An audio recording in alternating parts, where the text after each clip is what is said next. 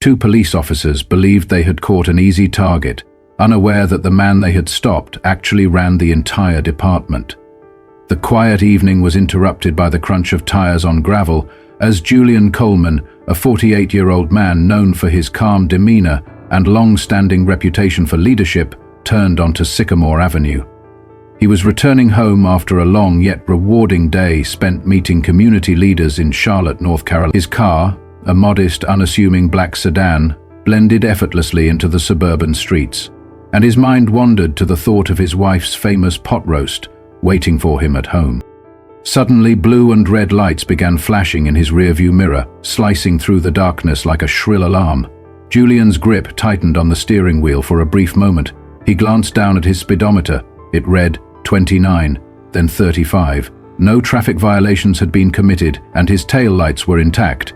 Yet, the patrol car's siren wailed insistently, signaling him to pull over. "Stay calm," he muttered under his breath as he activated his turn signal and eased his car to the side of the road. He knew the routine well, the visible gestures, the slow, deliberate movement of hands, and a courteous, measured tone. It was a process he had mastered not because he had ever committed any wrongdoing, but because he had learned that in these situations, appearances could mean everything. Before long, an officer approached his window briskly, flashlight in hand. The beam cut through the dim interior of Julian's car. Another officer lingered near the rear bumper, his hand resting casually on his holstered weapon. "You in a hurry tonight?" the first officer barked, his tone heavy with suspicion. "No, sir," Julian responded evenly, his voice calm but firm. "I'm just heading home." The officer's flashlight swept over Julian's face, lingering just a moment too long before shifting to his lap, then darting back to his face. "License and registration," the officer ordered, disregarding Julian's response. Julian slowly reached into his glove compartment, his movements deliberate and clear. "I'm getting my registration now. My license is in my wallet. I'll retrieve it after this," he explained. The officer remained silent, but his posture stiffened. "Do you know why I pulled you over?" he asked, the question feeling rhetorical. Before Julian could respond, the officer continued, "You were driving erratically back there, swerving into the other lane." Julian frowned and said, "With respect, sir, I wasn't swerving. My dash cam can verify that." The officer cut him off sharply. "Dash cam, that'll be confiscated for evidence. Step out of the vehicle." Julian blinked, surprised at the sudden escalation. "Is there a problem, officer?" "I'm complying fully." The officer's jaw tightened as he said, "Step out of the vehicle now." Although Julian's stomach churned with apprehension, he unbuckled his seatbelt and slowly opened the door, his hands raised openly. At that moment, the second officer moved quickly, grabbing Julian's arm and yanking him toward the patrol car. "Is this necessary?" Julian asked, his voice measured yet firm. "I haven't done anything wrong," he continued. "Resisting?" sneered the first officer. "You want to play that game? Fine by me." The cold metal of the handcuffs bit into Julian's wrists as his mind raced. This was not a mere misunderstanding. It was profiling, plain and simple. The officers then shoved him into the back of the squad car. As the patrol car rattled down the street, Julian sat stiffly in the back seat, glancing out the window as familiar landmarks blurred past. His thoughts were not on the scenery, but on the absurdity of the events that had just unfolded. Meanwhile, the two officers in the front exchanged casual banter, as if they had not just handcuffed and detained an innocent man. The younger officer, Daniels, glanced back at Julian through the rearview mirror and asked, "So, what's your story? Late-night drug run, or do you just like giving us a hard time?" Julian met Daniels' gaze unflinchingly and replied, "I'm just a man trying to get home." The other officer, a stocky man named Reed, snorted, "Yeah, sure. Reckless drivers always have an excuse." Julian bit his tongue, knowing that arguing now would be futile. Instead, he took a deep breath while mentally reviewing his options. He was well aware of his rights, and he also knew that the odds were stacked against him at that moment. Upon arriving at the precinct, the harsh fluorescent lights cast an unforgiving glare over the holding area. Daniels removed Julian's cuffs with an almost mocking flourish. "Welcome to our humble abode. You're going to be here for a while," he said. "Am I being charged?" Julian asked calmly while rubbing his wrists. Reed smirked and replied, "We'll let you know once we figure that out. Sit tight." Julian was then led into a small, cold holding cell. The door clanged shut behind him. the sound echoing ominously in the confined space. He sat on the bench, his mind a whirlwind of thoughts. He had spent years building a career grounded in justice and fairness, and now he found himself subjected to the very abuse of power he had worked so hard to eradicate. Outside the cell, the two officers leaned casually against a desk, laughing quietly as they reviewed Julian's license and car registration. "Nothing out of the ordinary," Daniels said, his tone almost disappointed. Reed replied with a smirk, "We'll find something. Guys like him always have skeletons in their closet." Julian overheard their exchange, his expression unreadable. He remained seated, his hands clasped in his lap, his posture steady. He wasn't angry. He was calculating. He knew that his patience would eventually pay off. Hours passed slowly, punctuated only by the occasional shuffle of papers and distant conversations from other officers. Curious glances were cast in his direction by those who passed by, yet none of them recognized him. Julian had only recently taken his new position in the area, just 3 weeks prior, and he did not expect to be known by his colleagues yet. Finally, as dawn began to streak the sky with faint orange hues, Julian heard the sound of approaching footsteps. A stern-looking officer, clearly of higher rank, appeared in front of the cell.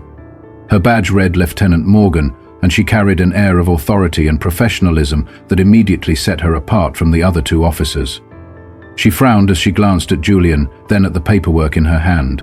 "What's going on here?" she demanded. Daniel stepped forward and said, "We picked him up last night for reckless driving and resisting arrest." Morgan arched an eyebrow. "Reckless driving? Where's the evidence?" Daniels and Reed exchanged uneasy looks before Daniels responded, "We haven't processed it yet." Reed, leaning against the desk with an air of nonchalance, added, "Not that it matters." Morgan turned her attention back to Julian. "Sir, do you have any idea why you were stopped?" she asked. Julian met her gaze calmly and replied, "I was told it was for reckless driving, which I categorically deny. I also have dashcam footage that can verify my version of events." Morgan's expression hardened as she glanced back at the two officers. "You didn't review his dashcam?" Reed shrugged. "We didn't get to it yet." Morgan exhaled sharply, clearly displeased. "Get it now," she ordered, before turning to Daniels, "and report to my office immediately." As the two officers reluctantly slunk away, Julian sensed that the tide was beginning to turn, but he also knew that this was only the beginning of their reckoning. In the cold, narrow cell, Julian felt the hard metal bench pressing against his back as he sat and watched the precinct buzz with activity. The hours stretched endlessly, punctuated only by the occasional shuffle of papers or the low murmur of voices in the distance. Despite the apparent stillness around him, Julian's mind was anything but calm. He replayed the events of the night over and over in his head. Every sharp word, every unnecessary escalation, it all served as a stark reminder of the deep flaws he had spent years fighting to fix. His new position as police chief had been seen as an opportunity to address these issues from within, to create a culture of accountability. But now, he found himself a victim of the very injustice he had vowed to dismantle. The sound of approaching footsteps brought Julian out of his reverie. Lieutenant Morgan returned, this time holding a tablet. She gestured for him to step closer to the cell bars. "We reviewed your dashcam footage," she stated in a tone that was clipped yet professional. "I have also spoken with the arresting officers.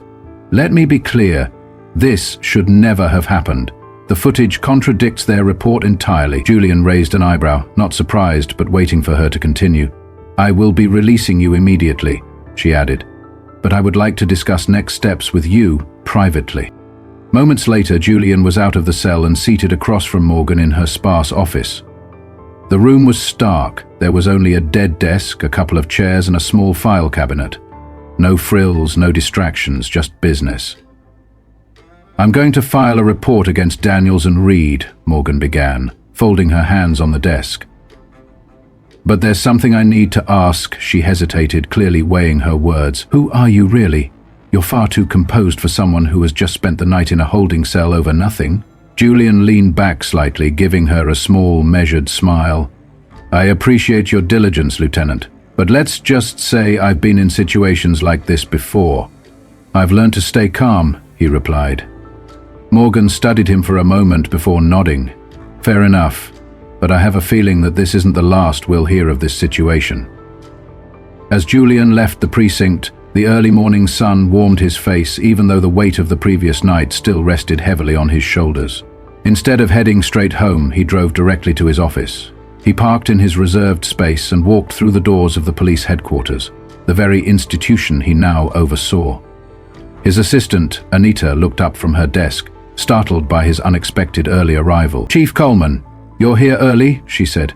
Julian gave a small nod, his expression neutral. "It's been a long night, Anita.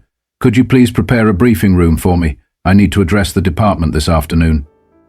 Sensing the gravity of the situation in his tone, Anita nodded quickly. Julian then stepped into his office, closed the door behind him, and exhaled deeply. He understood that what had happened was not just about him. It was about what his experience represented. The public trusted him to lead, to protect, and to hold others accountable, and that responsibility weighed heavily on him, yet he welcomed the challenge. Before he could proceed with the changes he envisioned, there remained one more storm to weather, a storm in the courtroom where everything would come to light. The courtroom was packed. Word had spread quickly about the case, and local media outlets were eager to cover it. Although cameras were not allowed inside, reporters still lined the courthouse steps, ready to pounce as soon as the hearing adjourned. As soon as the session ended, Julian sat quietly at the defendant's table. His lawyer, Sandra Reyes, was flipping through a thick folder of evidence. Sandra was known for being a force to be reckoned with, sharp, unrelenting, and renowned for dismantling weak arguments with near-surgical precision.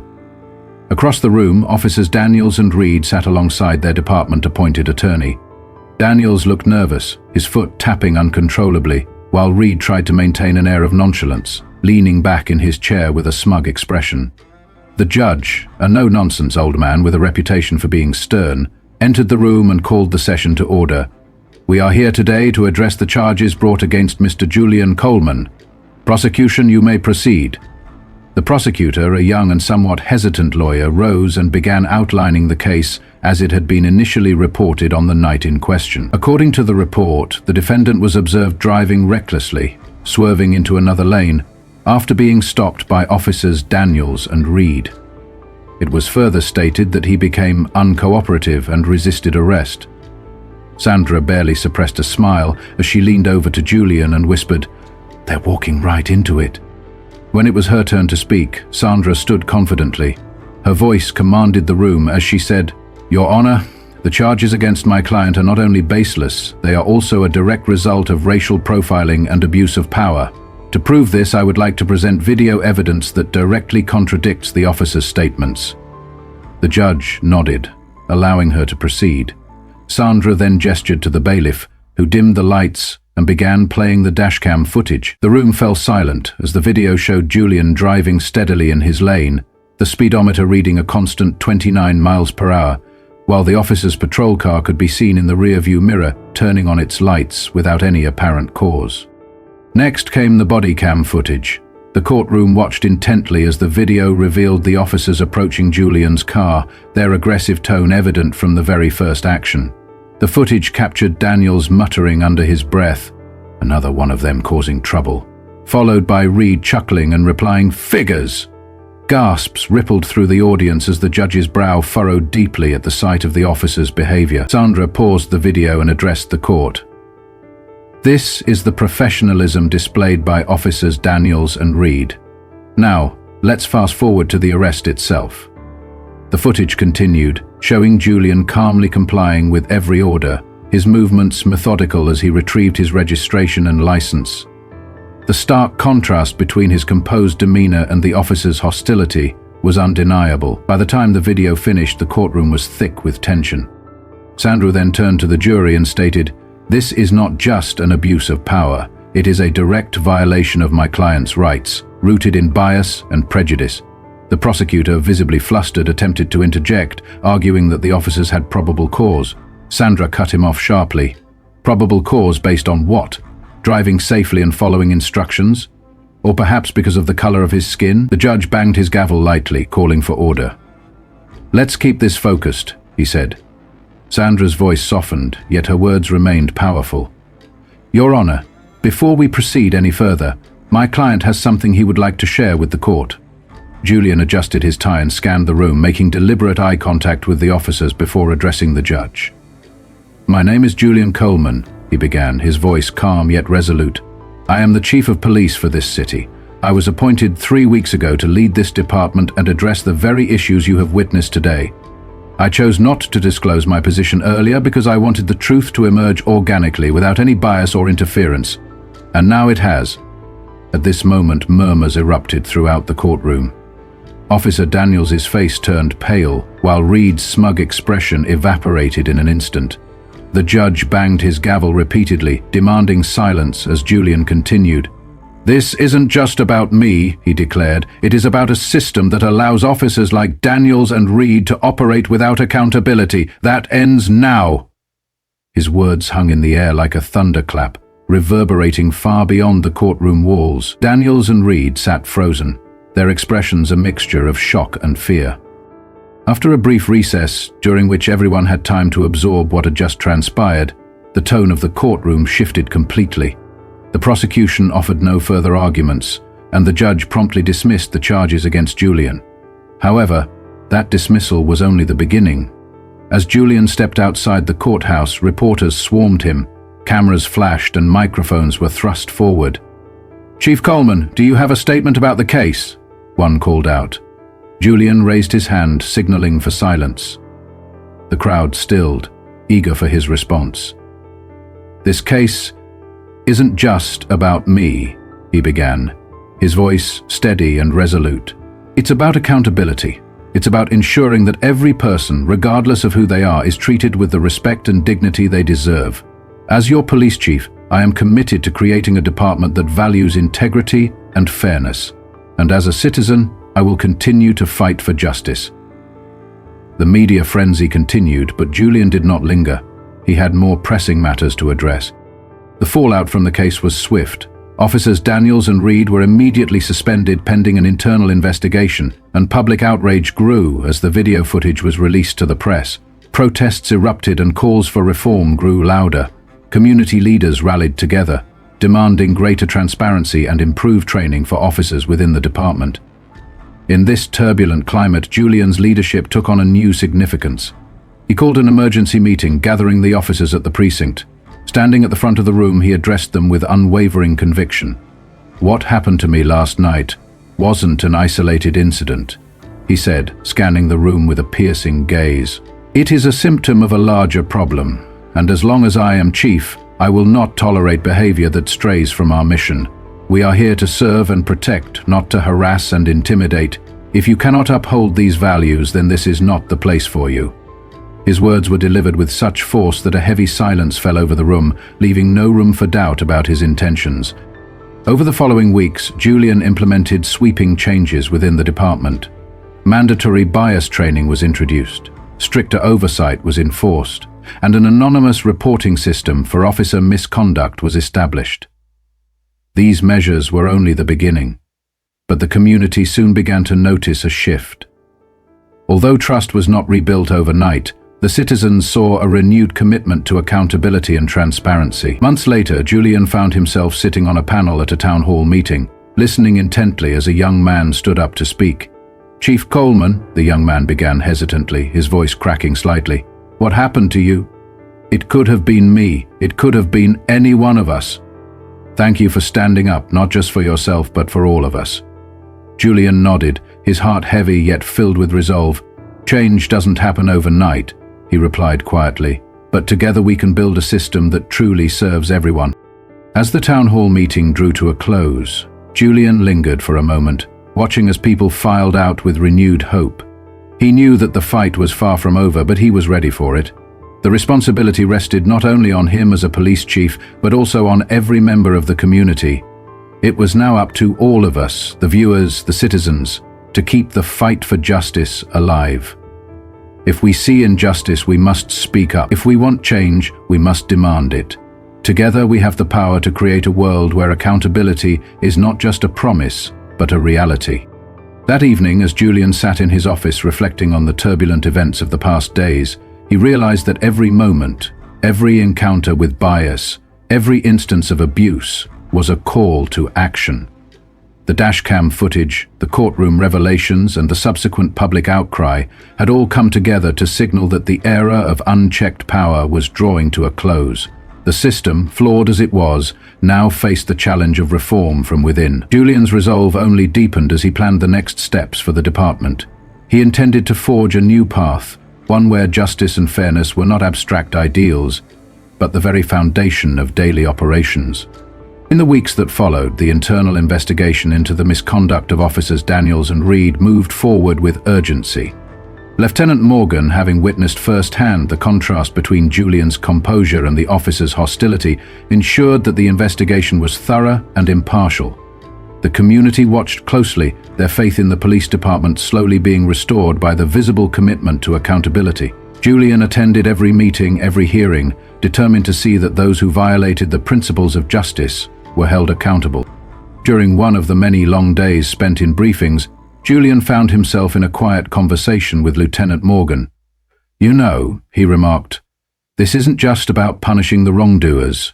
It's about transforming our entire culture." Morgan nodded in agreement. "We must create an environment where every officer, regardless of rank, understands that their duty is to serve the community with respect and integrity," she said. Their conversation was not merely procedural. It was a glimpse into a future where change was both necessary and possible. As the days turned into weeks, the reforms began to yield small but significant changes. New training programs were introduced, and officers participated in workshops designed to address implicit bias. The anonymous reporting system allowed citizens and officers alike to report misconduct without fear of retribution. Although there were setbacks and resistance from within, the movement towards reform gained momentum. Julian was frequently called upon to speak at community events, sharing his vision for a better, more accountable police force. His speeches resonated with many, particularly those who had long felt marginalized by a system that had too often overlooked their rights. One crisp morning, at yet another town hall meeting, a senior officer approached Julian quietly after the session. "Chief Coleman," the officer said, "I want you to know that what you're doing, it's changing us. We're starting to see things differently now." Julian offered a humble smile in reply. "Change is never easy, but it is essential," he responded. "We are all part of this department and we must work together to build trust. Not just within our ranks, but with the community we serve." The officer nodded, a sense of newfound purpose evident in his eyes. In the ensuing months, Julian's reforms were met with both praise and resistance. Some officers, entrenched in old habits, found the new policies challenging.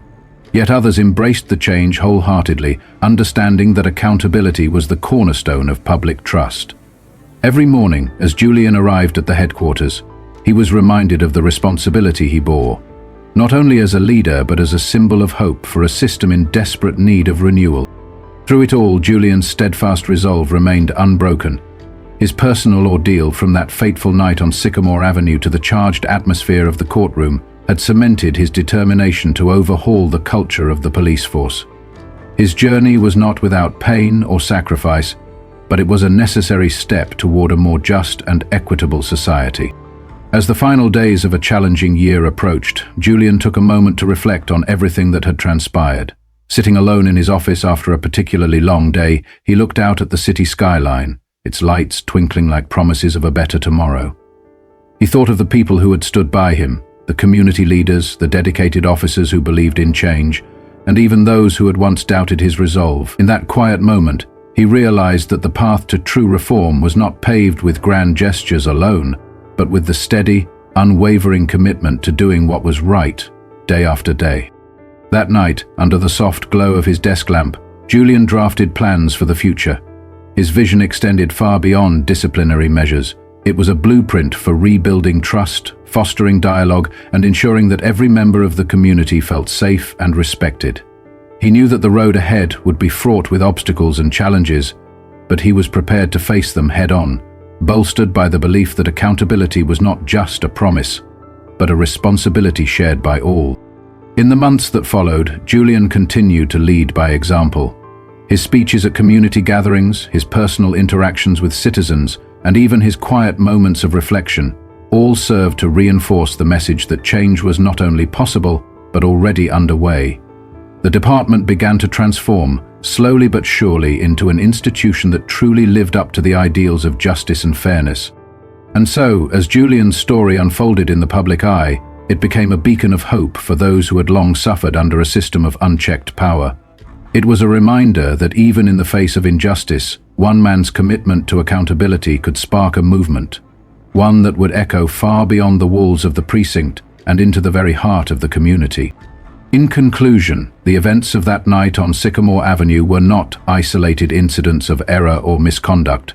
They were part of a larger narrative, a narrative of transformation, of courage, and of an unwavering dedication to the principles of justice.